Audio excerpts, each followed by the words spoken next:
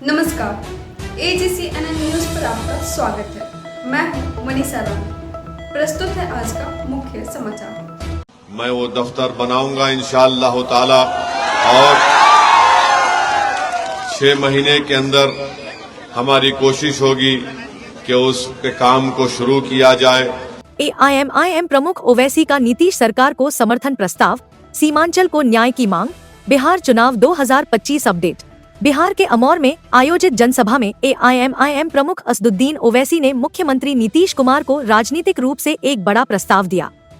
उन्होंने कहा कि उनकी पार्टी नीतीश सरकार को सहयोग देने के लिए तैयार है, लेकिन शर्त यह है कि सीमांचल के साथ न्याय होना चाहिए। ओवैसी का यह बयान चुनाव के बाद की राजनीति में एक नया संकेत माना जा रहा है, खासकर तब जब उन्होंने यह भी ऐलान किया कि आने वाले 6 महीनों में सभी 5 विधायकों के लिए क्षेत्र में पार्टी कार्यालय खोले जाएंगे। उन्होंने यह भरोसा भी दिलाया कि विधायक हफ्ते में 2 बार उन कार्यालयों में जनता से मिलेंगे और वे खुद भी हर 6 महीने में क्षेत्र का दौरा करेंगे। सभा के दौरान उन्होंने नई सरकार को शुभकामनाएं दी और कहा कि उनकी पार्टी विकास और न्याय के मुद्दे पर सरकार का समर्थन करने को तैयार है। महागठबंधन के कमजोर प्रदर्शन पर उन्होंने प्रतिक्रिया देते हुए कहा कि यह दुर्भाग्यपूर्ण है कि कुछ नेता चुनाव नतीजों के लिए दूसरों को दोषी ठहरा रहे हैं। उन्होंने बिना नाम लिए अखिलेश यादव के उस बयान का जिक्र किया जिसमें एमीम को जनादेश विभाजन का कारण बताया गया था। ओवैसी ने इस पर कहा कि यह जनता का फैसला है और इसे सम्मानपूर्वक स्वीकार करना चाहिए। उन्होंने यह भी माना कि उन्हें इस परिणाम की संभावना थी, लेकिन एनडीए के 200 सीटों तक पहुंचने की उम्मीद नहीं थी। ओवैसी ने कहा कि अगर महागठबंधन फिर से वही पुराना आरोप लगाने का सिलसिला शुरू करता है तो उन्हें लगे रहने दीजिए, क्योंकि अब वक्त है यह सोचने का कि जनता ने यह फैसला क्यों दिया। उन्होंने नीतीश कुमार से दोहराया कि अगर वास्तव में विकास करना है तो सीमांचल को बराबरी, संसाधन और सम्मान मिलना चाहिए। बिहार विधानसभा चुनाव 2025 में एनडीए ने 202 सीटें जीतकर सरकार बनाई है, जिसमें बीजेपी ने 89 और जेडीयू ने 84 सीटें हासिल की। नीतीश कुमार ने 26 मंत्रियों के साथ शपथ लेकर अपने 10वें कार्यकाल की शुरुआत की है और विभागों का बंटवारा भी पूरा हो चुका है। अब देखने की बात यह है कि क्या नीतीश सरकार ओवैसी के इस राजनीतिक प्रस्ताव को लेकर आगे कोई कदम उठाती है या नहीं। अब देखिए, क्या बोलते हैं, जॉन एफ कैनेडी का एक मशहूर कोट है, victory has 1000 fathers, defeat has none. तो अब ये तो उनको सोचना है, मगर मैं तो इतना बड़ा पॉलिटिशियन नहीं हूं, मगर मुझे नजर आ रहा था कि ये रिजल्ट आ सकता। मैं इतना एक्सपेक्ट नहीं करा कि ये लोग 200 के करीब चले जाएंगे, मगर अब इनको सोचना है, अगर वो फिर कल से शुरू कर देंगे वो पुराना रिकॉर्ड, ओवैसी जिम्मेदार है, तो बहुत अच्छा है, शुक्रिया है। मैं तो आपको रिक्वेस्ट करूंगा मेरा गाना बजाओ, मगर आप देख लीजिए। और अफसोस की बात है कि अखिलेश यादव अभी से कह रहे हैं कि बिहार का SIR जिम्मेदार है इस कामयाबी का। ये गलत बात है। हम भी नहीं चाहते थे कि एनडीए जीते, हम पूरी कोशिश किए, आप लेने को तैयार नहीं थे, उसके बावजूद भी हम पूरी कोशिश किए। तो ये बिहार की जनता का फैसला है, उसको बड़ी इज्जत की निगाहों से हमको कबूल करना है।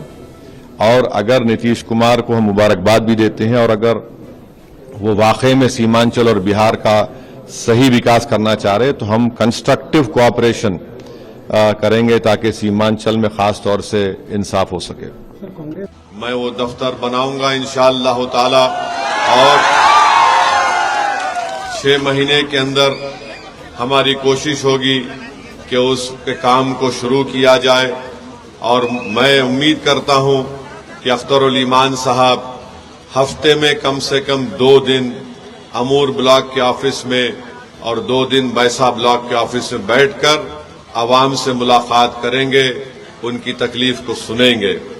दूसरी बात यह है कि रिश्वतखोरी, भ्रष्टाचार, इसका खात्मा अमूर की विधानसभा हो, बैसा की विधानसभा हो, या कोचा दामन हो, या बहादुरगंज हो, या जोकीहाट हो, इसका खात्मा करना ये मजलिस इत्तेहादुल मुस्लिमीन के रुकन असम्बली की जिम्मेदारी होगी।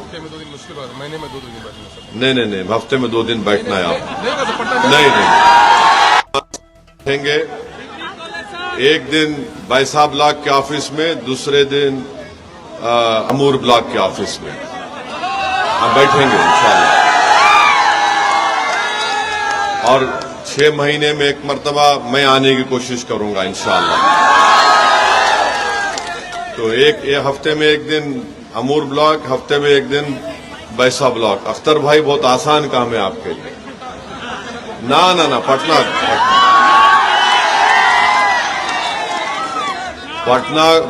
पटना ये जान चुका है कि सीमांचल की जनता अब एक फैसला कर चुकी है कि अब हम सिर्फ पतंग छाप को अपनाए चुके हैं और पतंग छाप के लिए काम करेंगे।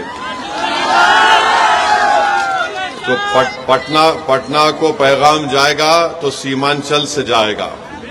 और पटना में जो सरकार बनी है हम उनको मुबारकबाद देते हैं और हम उनसे ये कहना चाहेंगे कि हम आपको पूरा ताउन देने के लिए तैयार है, बशर्ते कि आप सीमांचल की जनता से इंसाफ करें। हम बराबर नीतीश कुमार की सरकार को अपना ताउन देने को तैयार हैं, मगर सीमांचल से इंसाफ होना चाहिए। कब तक आखिर हर काम पटना और राजगीर के तरफ होगा?